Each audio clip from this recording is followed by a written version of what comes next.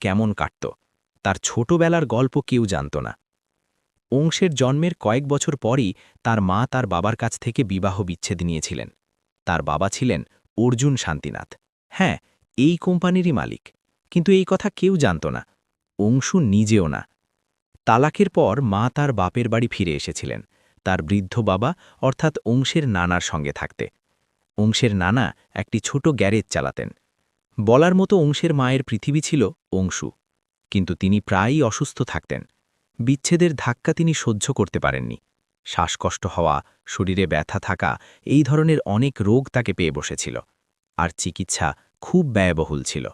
ঘর চালানোর জন্য, ওষুধ আনার জন্য অংশকে দিনভর জুতো পলিশ করতে হতো। কিন্তু রাত হতেই লোকজন তাদের গ্যারেজ বন্ধ করে বাড়ি চলে যেত। তবে অংশ আর তার নানা তাদের ছোট গ্যারেজে রাতে কাজ করতেন।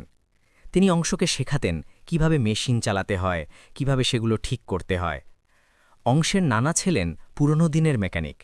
তিনি তার জামাতা অর্থাৎ অর্জুন শান্তিনাথের কোম্পানিতে এক বড় ইঞ্জিনিয়ার ছিলেন, তাই মেশিন সম্পর্কে তার বেশ ভালো জ্ঞান ছিল। তাদের ছোট গ্যারেজটি ভাঙা স্কুটার, পাখা, পুরনো জেনারেটর এবং ময়লা কাপড়ে ভরা থাকত। কিন্তু অংশের জন্য সেই জায়গাটা মন্দিরের চেয়ে কম ছিল না। সে প্রতি রাতে নানার কাছ থেকে মেশিন শিখত।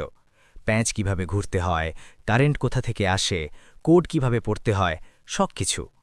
নানা প্রায়ই বলতেন, অংশ, তোর হাতে বুঝ আছে, তুই মেশিনকে দেখিস না, অনুভব করিস। অংশ হেসে দিত, না না, শুধু